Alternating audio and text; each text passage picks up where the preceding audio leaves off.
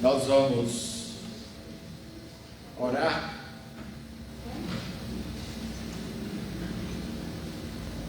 Nesse instante,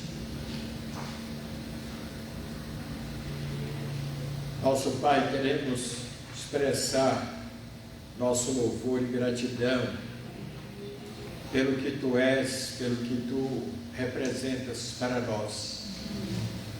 Queremos, ó Pai, Te agradecer por estarmos aqui mais uma vez. Te agradecemos pela escola dominical, pela Tua palavra que nos edificou tanto nesta manhã, e que nesta noite, ó Pai, mais uma vez o Teu Espírito possa falar aos nossos corações através da Tua palavra. Amém. Te agradecemos por cada irmão, por cada irmã aqui presente, e por outros que estão vindo, Pai, que seja um culto abençoado, culto alegre, porque na Tua presença não há motivo para tristezas, na Tua presença há motivos para estarmos alegres. Queremos Te agradecer pelos irmãos, pelas irmãs que estão aqui. Abençoe cada um, Senhor, dirija, conforte e proteja a vida de cada servo Teu. Nós Te rogamos, Pai, com gratidão em nossos corações, no nome de Jesus. Amém. Irmãos, vamos cantar o hino 164, 164, Reivindicação.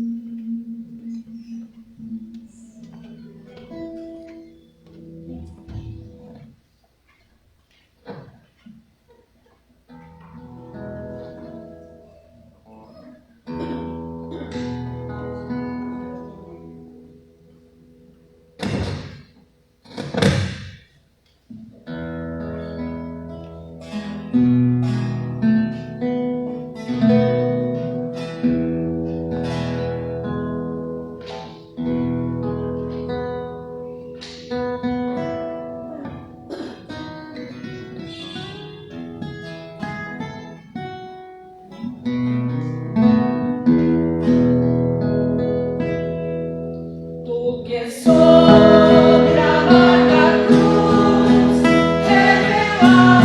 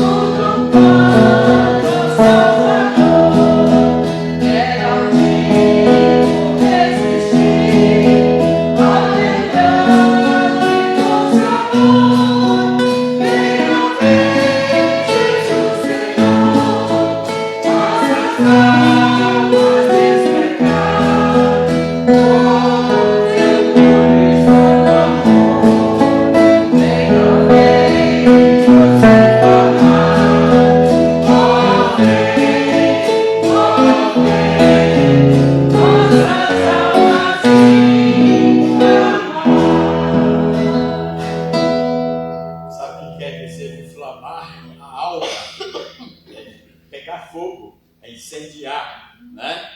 Nossas almas inflamar. Precisamos desse fogo, né? Aquecendo o nosso coração. Estamos vivendo um tempo de muita frieza, muito barulho, mas pouca espiritualidade, né?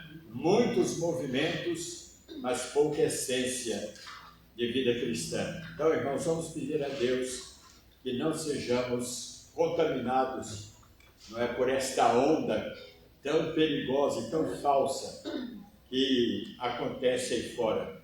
Vamos pedir a Deus que inflame nosso ser, nosso coração, nossa alma, né, nosso desejo de servir a Deus, porque a volta de Jesus está próxima. Vamos ainda cantar a fé contemplada, 160. Sua fé Jesus contemplará. Ele não contempla a sua beleza, a minha riqueza, status, mas a sua fé Ele quer contemplar. E essa fé que através dela nós vamos glorificar a Deus.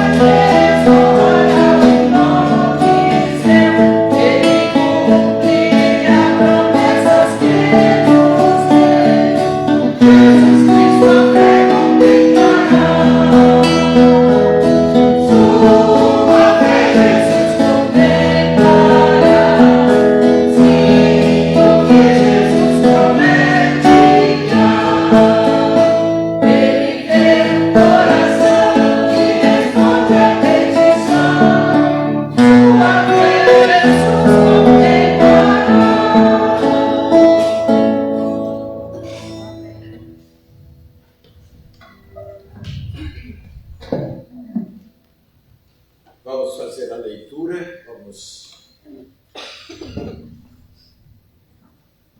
Adeus, Daniel. Salmo 119, de 165 a 176. Vamos ler juntos? Grande paz tem os que amam a tua lei, para eles não há tropeço. Espero, Senhor, na tua salvação e cumpro os teus mandamentos. A minha alma tem observado os teus testemunhos, eu os amo ardentemente. Tenho observado os teus preceitos e os teus testemunhos, pois na tua presença estão todos os meus caminhos. Chegue a ti, Senhor, a minha súplica. Dá-me entendimento segundo a tua palavra. Chegue a minha petição à tua presença. Livra-me segundo a tua palavra. Profiram louvor os meus lábios, pois me ensinas os teus decretos. A minha língua celebra a tua lei, pois todos os teus mandamentos são justiça. Vem a tua mão socorrer-me, pois escolhi os teus preceitos. Suspiro, Senhor, por tua salvação. A tua lei é todo o meu prazer. Viva a minha alma para louvar-te. Ajuda-me os teus juízos. Ando errante como ovelha desgarrada. Procura o teu servo, pois não me esqueço dos teus mandamentos. Amém. Vamos orar mais uma vez e nessa oração nós queremos também uma comunicação. A nossa irmã Marcélia nos mandou, obrigado, um aviso sobre a morte do Gerson. Na terça-feira, acontece que a Rita, com os problemas de saúde, a gente, naquela correria, não consegui visualizar a mensagem da nossa irmã Marcélia, do falecimento do Gerson. E, neste momento, nós vamos orar, pedindo que Deus esteja abençoando a família, né? E comunicando oficialmente, já com atraso, aos irmãos o falecimento do Gerson, né? Vamos pedir a Deus que esteja cuidando, abençoando e protegendo a família que ele deixou aqui. Mais algum pedido? Orar pelo consolo da família do irmão Paulo Cândido. Paulo Cândido? O pai faleceu, 90 anos. Igreja Guanabara? Pai dele. Muito bem, vamos orar. Nosso Pai, queremos, nesta hora, expressar a nossa tristeza pelo falecimento do Gerson. Foi um amigo, membro de uma família amiga, e agora, Pai, com o passamento dele, a ausência dele, o falecimento, queremos pedir o conforto de Tua presença aos corações dos familiares.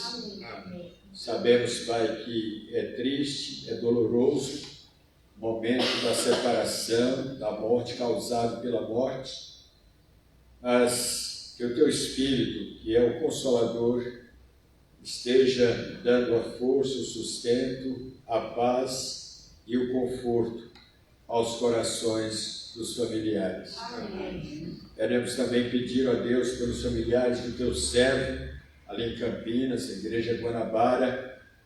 Pedimos que o Senhor também esteja confortando os corações da família, dos parentes, nesse momento de dor, que o Senhor possa preencher esse vazio com as consolações do Teu Espírito. Amém. Pedimos por cada membro da igreja, pedimos, ó Deus, pelos que estão enfermos em casa, intercedemos também pelos que estão acometidos de desânimo, que o Senhor esteja inflamando, ó Deus, os seus corações, acordando-os, levantando-os de onde estão, para dedicarem suas vidas e estarem, Senhor, juntos conosco, preparados para o arrebatamento da igreja e unidos pela comunhão, fazermos Cristo conhecido a todas as pessoas. Continue nos abençoando neste culto, que seja um tempo alegre de edificação para as nossas vidas, em nome de Jesus. Amém. Vamos ainda cantar o hino 135. Se algum irmão veio preparado para a dedicação dos dízimos e ofertas, aproveite esse momento.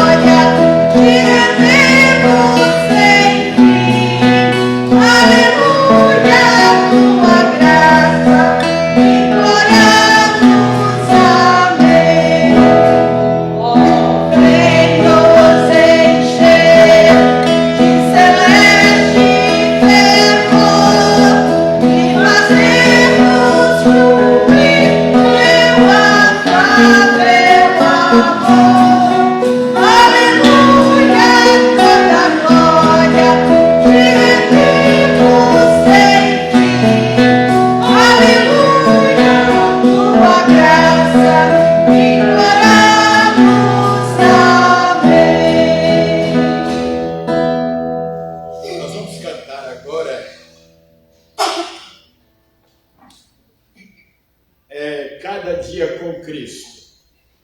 E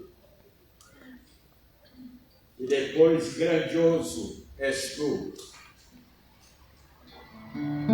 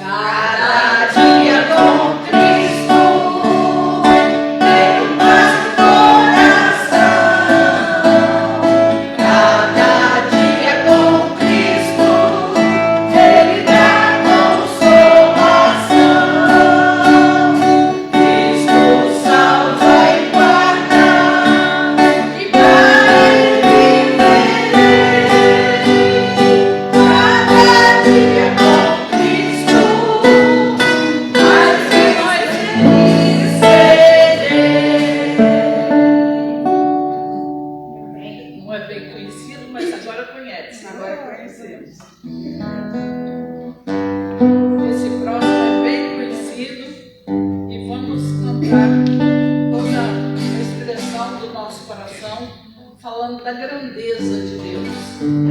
Grandioso és tu.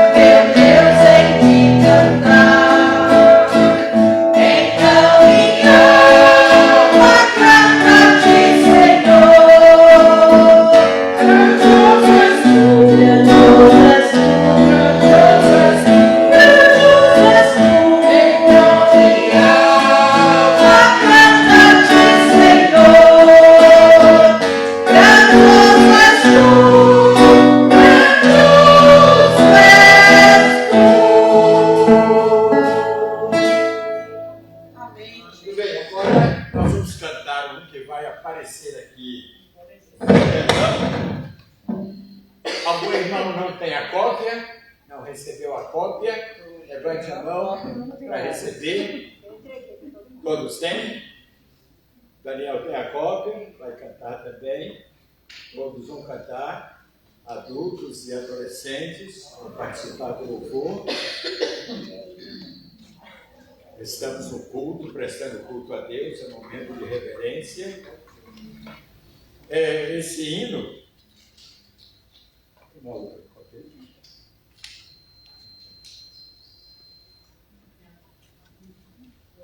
Eu vou aprender com os irmãos também. Esse hino ele tem duas músicas. esta que nós vamos cantar, talvez é uma das que eu mais gosto, Pelo Vale Escuro, Seguirei Jesus, baseado na caminhada daqueles 2 discípulos no caminho de Emaús, né? Então, ele pede uma oração para que o Senhor venha nos guiar, nosso passo certo, dirigir, e com ele nós vamos sentir esta paz. É um coral muito antigo, inclusive não temos a letra, só temos o áudio, por isso nós vamos acompanhar o coral ali cantando. Nós vamos cantar com um grande coral, então vamos colocar a nossa voz o máximo possível, dando o nosso melhor, porque estamos adorando a um grande Deus. Amém.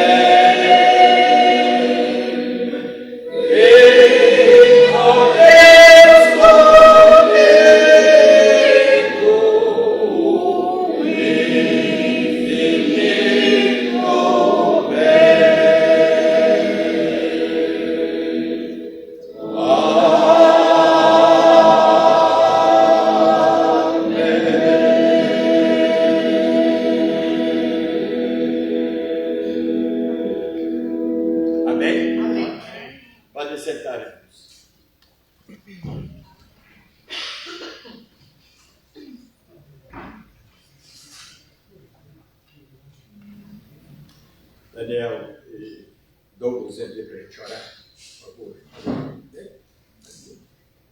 Só para eu orar para vocês. Vocês não vão orar.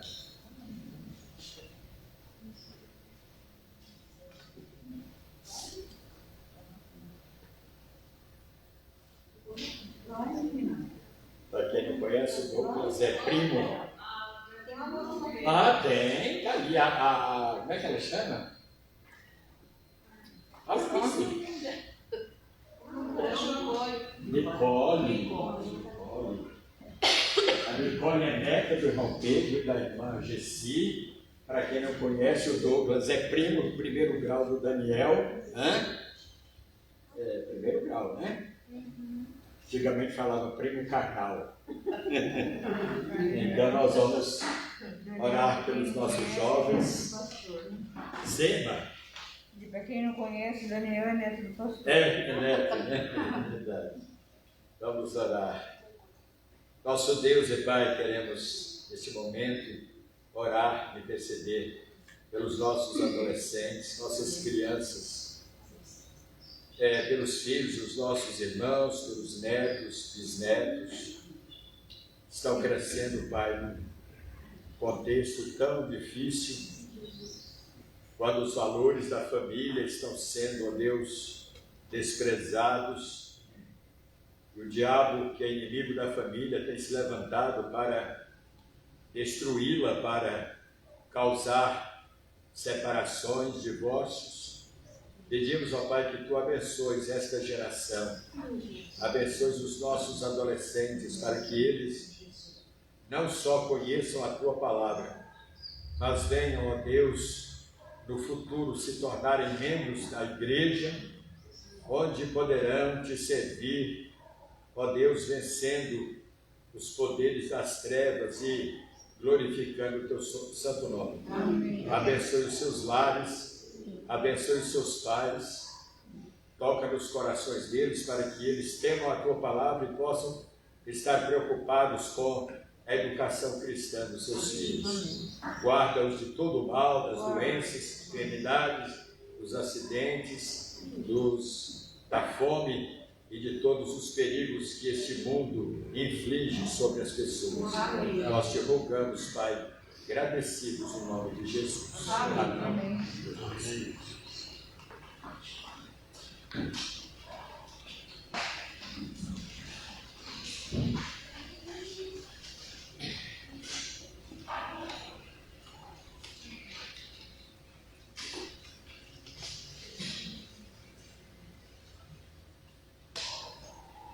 Irmãos, nós vamos falar sobre um assunto de certo ponto curioso, né? Pedidos de oração que Deus não responde. Existem? Vamos ver, à luz da palavra de Deus. Tiago, capítulo 4, versículo 3. Tiago 4, 3.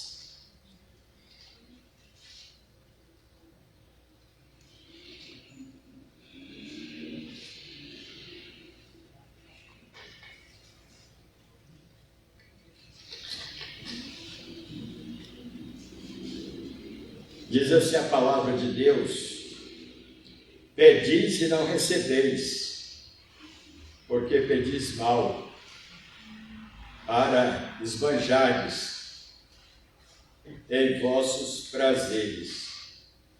O verso 4 diz: infiéis, não compreendeis que a amizade do mundo é inimiga de Deus? Aquele, pois, que quiser ser amigo do mundo, constitui-se inimigo de Deus. Pedis e não recebeis, porque pedis mal.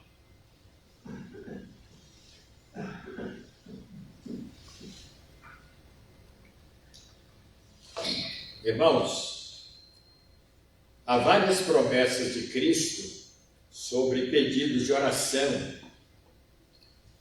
que precisam ser analisados e interpretados à luz da sã hermenêutica.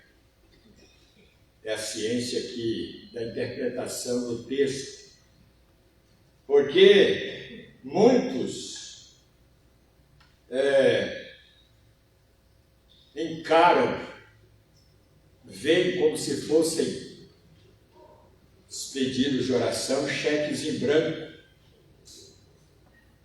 que Deus coloca em nossas mãos para ser usado de forma desregrada, incontrolável, quando na verdade não é assim.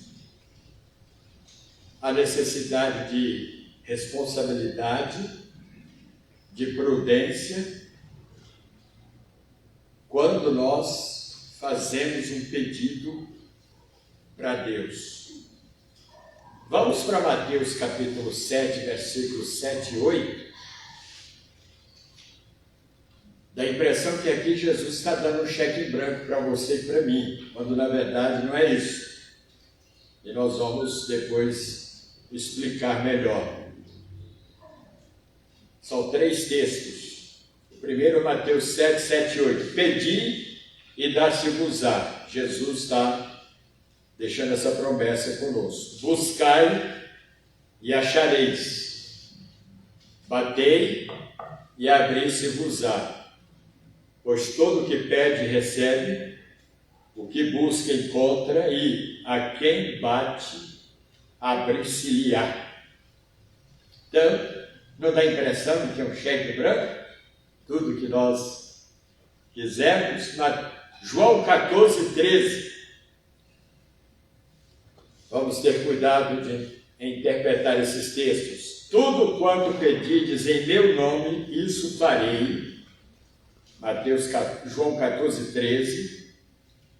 Tudo quanto pedides em meu nome, isso farei, a fim de que o Pai seja glorificado no Filho. E depois, João, Evangelho, capítulo 16, versículo 24. João 16, 24. Jesus dizendo aos discípulos: até agora nada tendes pedido em meu nome. Pedi e recebereis, para que a vossa alegria seja completa. Então, essas três referências bíblicas, essas 3 passagens e muitas outras que nós poderíamos aqui mencionar, deixa-nos a impressão de que Jesus está escancarando as portas, está nos dando cheque em branco para tudo quanto pedirmos em oração, Ele vai nos conceder. Muitos creem em sinais e prodígios que aconteceram no passado. Muitos acham que aqueles sinais e prodígios que ocorreram, por exemplo, no ministério do patriarca Moisés, podem acontecer hoje em dia, usando uma vara, tocando em uma rocha e dela jorrando água, tocando as águas do Mar Vermelho e o mar se abrindo em 2 partes. Ou profeta Eliseu, que fez flutuar o machado, trazendo a superfície das águas. Ou como Josué, que ordenou que o sol parasse, ou a terra deixasse de girar, até que os judeus, os israelitas, ganhassem a guerra contra os amorreus. Ou como o apóstolo Pedro, registrado em Atos capítulo 5, versículo 15, a ponto de levarem os enfermos até pelas ruas, os colocarem sobre leitos e macas, para que ao passar Pedro, ao menos a sua sombra se projetasse em alguns deles. Esses acontecimentos que ocorreram no passado poderão ocorrer hoje. Irmãos, nós temos que entender uma coisa, que houve um período da história em que Deus, a palavra de Deus, estava em processo de escrita. Hoje nós temos a revelação de Deus completa através da sua palavra, mas os crentes do Velho Testamento e até mesmo no contexto do Novo Testamento, eles não tinham a palavra de Deus na sua totalidade como temos hoje. O máximo que eles tinham eram fragmentos, eram partes da Torá, da lei de Moisés. Então Deus precisou em muitas situações usar do seu poder, usando os seus instrumentos, os seus servos, para realizarem certos milagres extraordinários. O judeu era muito cético. Ele precisava ver algo acontecer para crer. Isso está registrado no Novo Testamento. Os judeus pedem sinais, os gregos esperam ver fatos de sabedoria, mas nós pregamos, Paulo fala, a Cristo ressuscitado, que é escândalo para os judeus e loucura para os gregos. Mas, irmãos, se Deus, então, precisou usar os seus servos para realizarem alguns milagres portentosos no Velho Testamento, não significa que isso vai se repetir nos dias de hoje.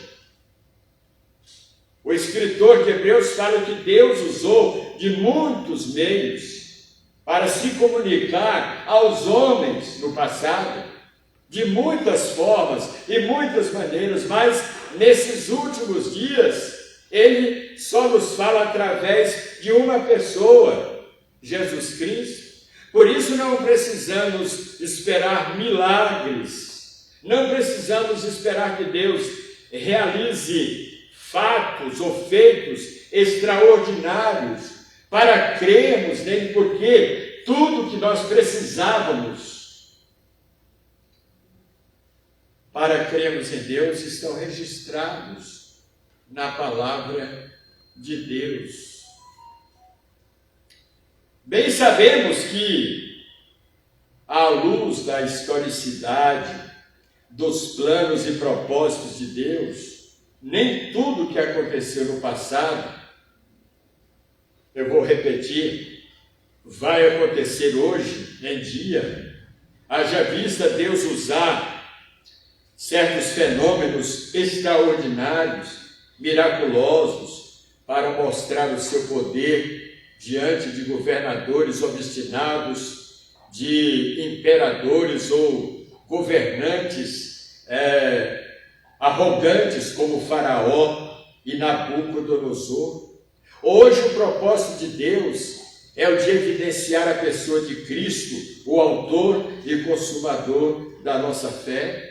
Como eu disse, o escritor aos Hebreus dizendo, havendo Deus outrora, no passado, falado muitas vezes e de muitas maneiras aos pais pelos profetas, a nós nos falou nesses últimos dias através do Filho, a quem constituiu herdeiro de todas as coisas, pela qual também fez o universo.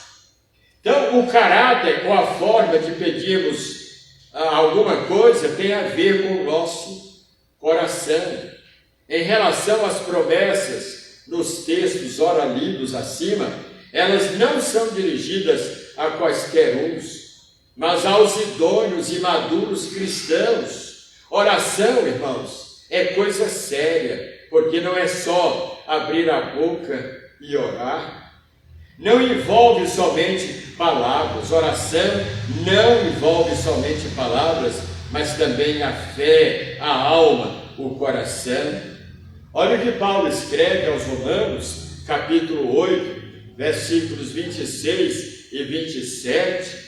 Ele fala também: o Espírito, semelhantemente, nos assiste em nossas fraquezas, porque não sabemos orar como convém, mas o mesmo Espírito intercede por nós sobremaneira, com gemidos inexprimíveis. E aquele que sonda os corações sabe qual é a mente do Espírito, porque segundo a vontade de Deus, é Ele quem intercede pelos crentes, é Ele quem intercede pelos santos. Então, irmãos, a oração não é algo mecânico, superficial ou artificial. A oração é algo que envolve não só a pessoa que ora, mas envolve a pessoa do Espírito Santo, que é o intercessor de Deus no crente. Interessante. Jesus é o intercessor do crente diante de Deus. E o Espírito Santo, ele está em nós. Quando nós oramos, ele é como se ele estivesse torcendo pela nossa oração diante de Deus. Pai, atende a oração desse teu filho. Pai, ouve a oração desse teu filho. Olha como ele está clamando. Olha como ele está pedindo, Pai. Faça isso por ele. O papel do Espírito é esse. Diante de Deus. Os discípulos fizeram um pedido sábio para Jesus. Qual foi? Senhor, ensina-nos a orar. E Jesus os orientou da seguinte forma: primeiro, não exponham as vossas orações para receberem nota ou aplausos dos homens. Mateus 6, versículo 5. Quando orares, não sereis como os hipócritas, falando dos escribas e fariseus, porque gostam de orar em pé nas sinagogas e nos cantos das praças, para serem vistos pelos homens. Em verdade vos digo, que já receberam a recompensa. Então, pastor, quer dizer que não se deve orar diante das pessoas? Não é isso que Jesus está dizendo. Ele está falando da atitude do coração. Aqueles líderes religiosos, eles usavam de uma oratória, de uma retórica, não é? Comovente. Aquela oratória, na oração, eles falavam de uma forma que deixavam as pessoas absortas, deixava as pessoas flutuando. Mas como Deus conhecia os corações deles, reprovava aquele modelo de oração, aquele tipo de oração. Não porque a oração em si talvez fosse errada, não é? Gramaticalmente falando, mas porque a oração saía, emanava de corações hipócritas, fingidos. Eles faziam aquilo não por necessidade, mas porque eles queriam receber aplausos. A segunda explicação de Jesus para os discípulos, quando pediram para que Jesus os ensinasse a orar: a oração é uma experiência íntima entre você e Deus, mesmo orando em público. Não é errado, é bíblico, tanto a oração individual, pessoal, como a oração em público. Agora, o que vai levar em conta, irmãos, é a maneira como eu estou orando. Olha o que Jesus recomenda em Mateus, capítulo 6, versículo 6. Tu, porém, quando orares, entra no teu quarto, fechada a porta, Orarás ao teu Pai que está em secreto, e teu Pai que vem em secreto te recompensará. Paulo, ele não está aqui recomendando que toda vez que formos orar temos que fechar a porta do nosso quarto, não é isso? Ele está querendo nos ensinar aqui, irmãos, sobre a introspecção, sobre a sinceridade, sobre a franqueza, sobre a nossa espontaneidade na hora de orar. Não adianta orarmos bonito para Deus. Alguém pode não ter um português correto e orar, e essa oração ser aceita, ser respondida diante de Deus. Lembram daqueles dois personagens lá no templo, o fariseu e o publicano, não é? O publicano, como já vimos, ele tinha uma retórica invejável, uma oratória, falava, né, e cativava e atraía as pessoas pela sua oratória. Mas aquele publicano, coitado, talvez fosse semi-analfabeto, não soubesse de muita coisa, não é? Não tinha muita experiência, apesar de ser um funcionário público, mas ele não tinha experiência, intimidade constante com Deus. Mas ele, naquele momento, naquele contexto, ele sentiu necessidade de falar com Deus. Talvez as palavras que fluíram da sua boca não fossem tão corretas, gramaticalmente falando, mas o que Deus levou em conta foi a atitude do coração daquele homem. Um foi aprovado, o publicano, e o fariseu saiu dali reprovado. O apóstolo Paulo, ele morreu com a consciência limpa, tranquila, de ter sido uma testemunha fiel de Jesus Cristo.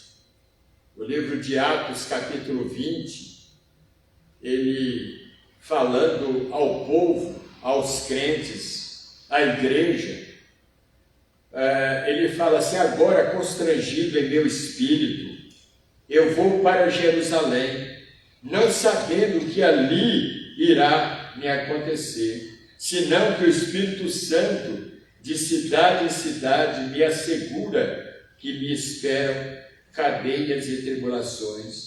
Porém, nada considero a minha vida, a vida preciosa para mim mesmo, contanto que complete a minha carreira e o ministério que recebi do Senhor Jesus, para dar testemunho do Evangelho da graça de Deus. Agora eu sei que todos vós, em cujo meio passei pregando o reino, não vereis mais o meu rosto. Portanto, eu vos protesto no dia de hoje, que eu estou limpo do sangue de todos, porque jamais deixei de vos anunciar todo o desígnio de Deus. Irmãos, o que Deus deseja ou espera de nós é uma consciência limpa, tranquila, tanto para pregar, para fazer a obra, como para orar, em todos os trâmites, em todos os segmentos da vida cristã. Eu tenho que ter essa consciência limpa. Agora imagine orar com uma consciência acusatória, sabendo que algo não está correto em você, sabendo que há algo que você precisa confessar a Deus e ainda não foi confessado. Esta oração não será bem-vinda na presença de Deus. Da mesma forma, qualquer trabalho, como Paulo aqui fala, né? Eu estou com a minha consciência limpa de que eu fiz o que deveria ser feito. Eu vos protesto que estou limpo do sangue de todos, porque jamais deixei de vos anunciar todo o desígnio de Deus. Irmãos, na vida cristã, no relacionamento com Deus, nós temos sempre que ter uma consciência limpa. E na oração não seria diferente. Uma oração sem fé não passa de um monte de palavras que se chocarão com o teto ou o telhado e respingarão na cabeça do orador. Mas uma oração que tem como combustível a fé invadirá o espaço, penetrará o infinito, chegará à presença de Deus e os resultados serão imprevisíveis. Imprevisíveis. Às vezes a gente ouve algumas orações e brinca com a pessoa que orou e fala: será que passou do teto?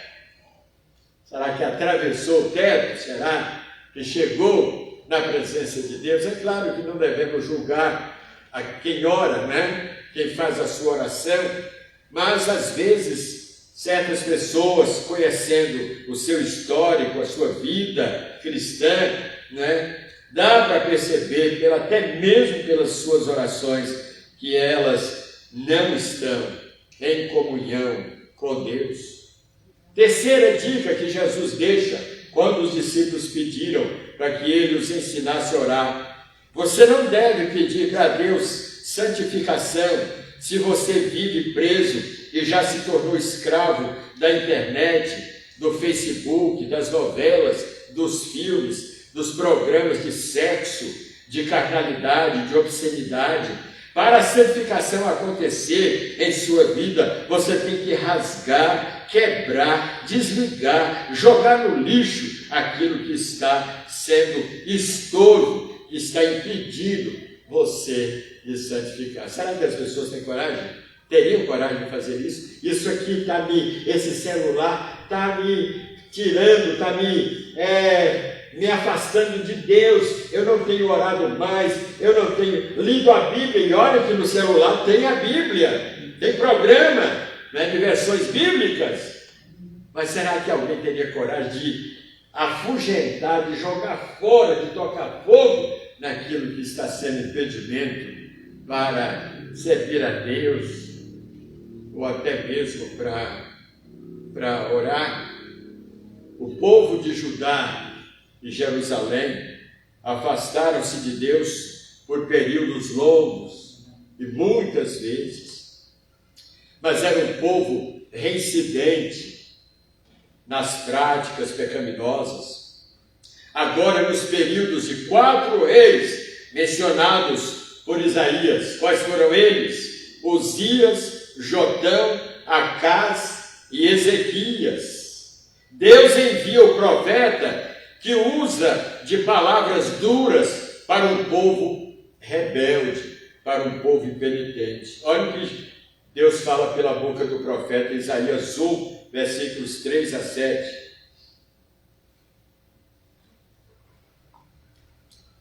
O boi conhece o seu dono, o jumento conhece a sua manjedoura, o dono da sua manjedoura, mas Israel não tem conhecimento, o meu povo não entende.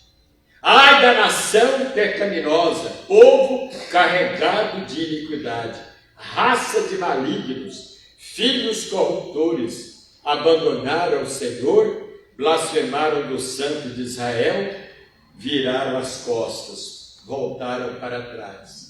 Desde a planta do pé até a cabeça não há nele coisa sã, senão feridas, contusões e chagas inflamadas. A vossa terra está assolada, as vossas cidades consumidas pelo fogo. A vossa lavoura os estranhos devoraram em vossa presença, e a terra se acha devastada por causa da apostasia, por causa da maldade daquele povo que se afastou de Deus. E Deus não pode ouvir uma oração que vem de um coração hipócrita, de um coração manchado pelo pecado. Porque, irmãos, Santificação é coisa séria. Significa abandono, renúncia, sinal de luto, de rasgar as vestes, jogar cinza na cabeça em sinal de protesto contra si mesmo e dizer para Deus: tem misericórdia de mim, pecador. Não peça para Deus poder vencer a Satanás se você está sempre dando lugar a ele e caindo em tentação. E ainda diz: o diabo foi o culpado por isso. Nunca vi, irmãos, tantos pregadores, igrejas querendo colocar Satanás na prisão ou amarrar Satanás. Já viram isso? Está amarrado. Eu nunca vi, em toda a história, tantos pregadores, igrejas que tentam amarrar Satanás. E isso não é de agora. Começou lá no século passado. E o pastor Elber César, em 97, ele escreveu um artigo interessante, diante daquele movimento que ainda perdura, permanece até hoje, dessa célebre frase: está amarrado, E ele diz o seguinte: antes de amarrar Satanás, amarre os seus olhos. Se os seus olhos forem maus, o seu corpo todo ficará na escuridão. Olhos altivos, olhos de cobiça, olhos cheios de adultério, olhos que nunca olham para cima, precisam ser amarrados dia após dia. Antes de amarrar Satanás, amarre a sua língua. Ela é um mal incontrolável, cheia de veneno mortífero. Ela contamina a pessoa por inteiro e incendeia todo o curso de sua vida, como nos fala Tiago. Antes de amarrar Satanás, amarre o pecado que habita em você. Deixe sem alimentar o apetite da pecaminosidade latente. Castigue o seu corpo. Marque uma greve de fome para o seu corpo, para a sua alma. Renuncie, ofereça-se em sacrifício vivo, santo e agradável a Deus. Antes de amarrar Satanás, amarre a sua mente. Ela precisa ficar cativa a Cristo. Você não tem o direito de pensar a seu gosto. Você só pode pensar naquilo que é verdadeiro, nobre, correto, puro, amável e de boa fama. Antes de amarrar Satanás, amarre a sua incredulidade. Ela é um entrave enorme e uma ofensa contra Deus, pois sem fé é impossível agradá-lo. Você não pode raciocinar corretamente se não incluir os recursos da fé na revelação e nas promessas de Deus. Antes de amarrar Satanás, amarre a sua preguiça. A preguiça faz cair em profundo sono, inventa 1000 desculpas para você não se mover, não trabalhar para Deus, não orar, não se envolver no corpo de Cristo em comunhão. Cuidado com a preguiça mental que não deixa ler e estudar a palavra de Deus. Cuidado com a fé sem as obras. Antes de amarrar Satanás, amarre a sua timidez. O exército de Deus não recruta soldados tímidos. Eles não estão aptos para a guerra e ainda contaminam os outros guerreiros. Antes de amarrar Satanás, amarre o seu eu. Você não governa mais a sua vida. Você foi crucificado com Cristo. Assim, já não é você quem vive mais, mas é Cristo quem vive em você. Você não tem direitos. Convém que ele cresça e você diminua. Antes de amarrar Satanás, amarre a sua vaidade pessoal. A soberba é um pecado latente que precisa ser dominado. É um pecado perigoso. A desgraça está a um passo depois do orgulho e logo depois da vaidade vem a queda. O problema é grave demais. Agora, depois de tudo amarrado, sinta-se à vontade para amarrar Satanás, no sentido de resistir às suas artimanhas e às suas investidas constantes, sempre em nome de Jesus. Meus irmãos, vimos, portanto, pedidos de oração que Deus não responde, e com razão. Ele tem razão. Nunca devemos querer saber de Deus por que Ele deixou de fazer isso aqui. Deus é soberano e Ele não tem a obrigação de nos responder quando nós queremos saber dele alguma coisa. Agora, o que Ele pede que nós façamos aqui, cada um examine-se a si mesmo, o seu coração. Nós estamos vivendo um tempo que, se não tomarmos cuidado, irmãos, nós podemos ser atraídos e contextualizados nessa cultura que deixa Deus de lado e o que priorizam é a pessoa, é o homem, é o ego, é a minha imagem, é a minha performance. Irmãos, o apóstolo Paulo nos deixa muito claro isso. Ele disse, olha, houve um tempo na minha vida em que eu vivi para mim mesmo. Houve uma época na minha vida em que eu me sentia dono de mim mesmo. Eu fazia o que o meu coração pedia e eu não tinha contas a prestar a ninguém. Eu desfrutava de prestígio perante as autoridades. Quando eu chegava lá e pedia um mandado de segurança, de prisão para algum cristão, eles não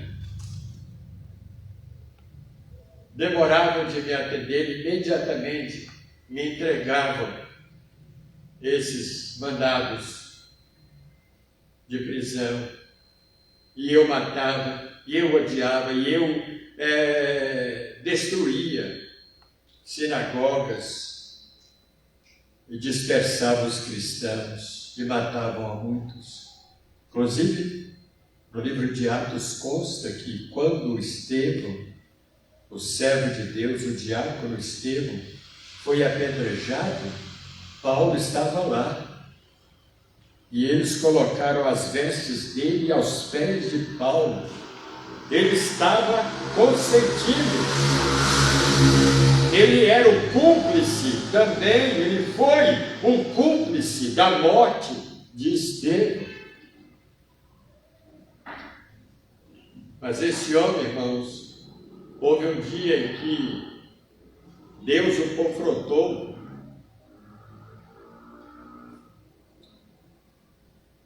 na estrada de Damasco. E Deus disse, eu vou dar um basta nisso aqui. Eu vou dar um basta. Esse homem, ele vai sair daqui hoje diferente. Ele não vai mais fazer a vontade dele. Por isso, irmãos, que a soberania de Deus prevalece sobre a nossa vontade. Paulo não saiu dali planejando, não. A qualquer momento eu vou me entregar a Cristo, eu vou me arrepender. Não. Ele veio à força. E Deus faz isso porque Ele é soberano. Ele puxa pelo cabresto. Venha. Saulo, Saulo, por que me persegues? Ele não esperava. Não estava agendado na sua agenda aquele encontro com Jesus Cristo. Mas ele saiu dali, irmãos, transformado. não mais para fazer a sua própria vontade. Olha, o sinal de mudança que ocorreu na vida dele foi na pergunta que ele fez para Jesus, a primeira pergunta que ele fez no diálogo que ele manteve com Jesus: que queres que eu faça? Olha, irmãos, para um homem arrogante, obstinado, orgulhoso, que desfrutava de um bom conceito, prestígio das autoridades, dizer uma coisa dessas, tinha que estar transformado. Porque até então, ele nunca tinha falado isso para alguém. O que queres que eu faça? Estou aqui para mudar a minha opinião. Ele saiu dali transformado pelo poder de Jesus Cristo. E agora ele não estava mais disposto a fazer a sua própria vontade, mas a vontade daquele que o amou, a vontade daquele que o salvou. Irmãos, cada vez que nós estivermos orando, nós temos que nos lembrar disso, de que a minha oração, ela deve sair de um coração quebrantado, contrito, arrependido. Eu não tenho nenhum mérito, eu não tenho nenhum valor, eu não tenho nenhum préstimo, eu não valho nada, irmãos.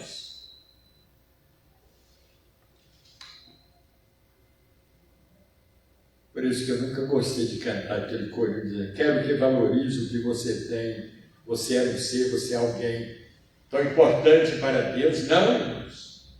Importante é Deus em mim.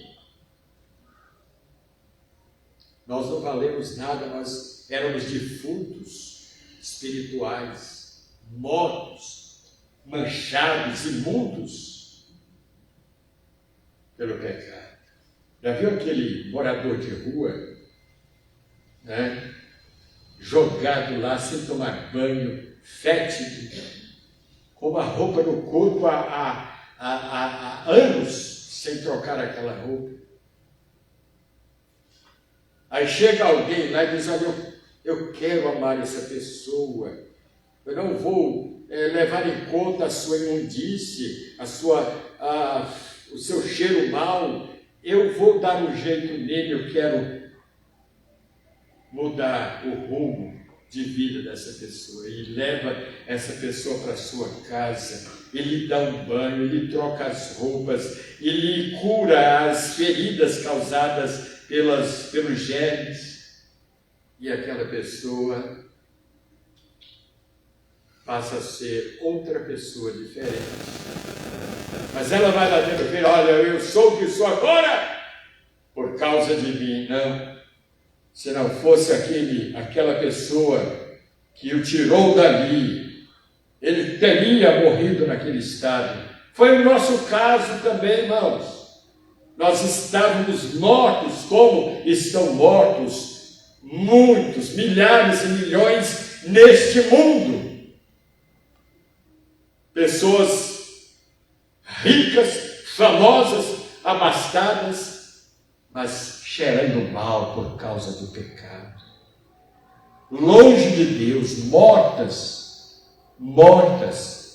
em seus delitos e pecados. Deus os ama, Deus tem um plano, Deus quer salvá-las. Para isso a igreja precisa trabalhar, a igreja precisa exercer influência, lá na sua casa, lá no seu trabalho, na sua escola, dentro do ônibus, no meio da rua, onde você estiver. Nunca se cale, nunca deixe de falar a respeito do amor de Deus. Portanto, eu quero encerrar. Os irmãos entenderam, à luz da palavra de Deus, por que Deus não responde certos pedidos de oração. Mas Ele está desejoso de responder. Basta que nós mudemos nossas atitudes, basta que nós revistemos o nosso ser e mudemos, deixemos o Espírito Santo mudar aquilo que precisa ser mudado em nossas vidas. Aí sim, os nossos pedidos serão bem-vindos, bem dirigidos à presença do Pai, e Ele vai então fazer aquilo que lhe agrada e aquilo que vai ser bênção para as nossas vidas. Que Deus os abençoe. Amém. Amém. Vamos cantar o hino 155.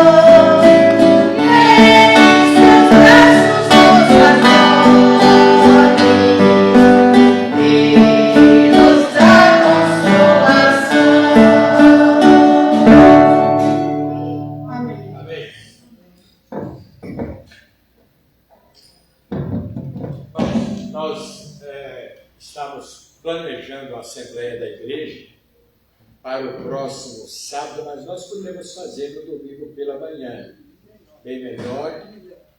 Domingo pela manhã, nós vamos ter a nossa Assembleia, a irmã Marcélia vai estar aqui também para nós, então, trazermos à igreja o seu desejo de se tornar membro da igreja. E vamos, então, apresentar as atas que estão pendentes, estão por ser apresentadas em Assembleia da Igreja. Então, no próximo domingo, pela manhã, nós teremos aqui a nossa Assembleia e nós vamos aproveitar também para, eu creio que teremos condições para isso, para celebrarmos a ceia do Senhor. Assembleia e logo depois a celebração da ceia do Senhor. Bom? Amém? Vamos orar. Irmão Maciel, vem à frente, por gentileza, para nos despedir com palavra de oração. Deixa eu só fazer uma pergunta. Sim. Não vai ser domingo que vem, o último domingo que tinha sido combinado É o último na domingo? comemoração? Nós estamos dia 20 hoje. Esse próximo é penúltimo. O Hoje último não é 20? vai ser na semana seguinte. Mas mesmo se cair no meio da semana, a gente vai fazer no próximo. No próximo, Esse né? próximo, tá? Eu vou colocar no grupo. Esse próximo domingo será dia 27, né? É o último domingo no calendário? Eu acho. É o 27 domingo. não tem mais. Sim, aí Uma a semana. nosso almoço vai ser no próximo. Ah, no próximo? Então no primeiro. Em abril. Em abril, né? Primeiro domingo de abril. Comemoração de março é para abril. Tá certo, então. Então fica confirmado o nosso encontro, né, de comunhão, refeição, no primeiro domingo de abril. Bom, vamos orar. Oremos. Senhor Deus e Eterno Pai, mais uma vez, ó Pai, queremos aqui te agradecer por estarmos aqui na tua casa. Amém. Pai, queremos te agradecer pela mensagem que foi aqui apresentada, Senhor Deus. Pai, que o Espírito Santo do Senhor, Pai, venha falar conosco através da sua mensagem durante essa semana, Pai. Amém. Que possamos meditar, ó Pai. Possamos meditar no que foi falado, na questão da oração, que nós possamos ser sinceramente agradecidos e fazer a tua vontade. Amém. Ó Pai, quero te pedir pela essa igreja, que o Senhor continue sustentando, ó Pai, trazendo sustento, ó Pai, para essa igreja, Senhor Deus. Amém, Senhor. Abençoa aqueles pais que estão na frente dessa igreja, Senhor Deus, que o Senhor, Pai, venha avivar, Pai, seus corações, Senhor. Amém. Amém, Te Senhor. pedimos por essa noite, ó Pai, que o Senhor venha nos guardar, nos proteger. É isso que eu te oro e te agradeço. Em nome de Jesus. Amém. Amém. Mas em todas estas coisas, mas em todas estas coisas, somos mais do que vencedores por aquele que nos amou. Amém.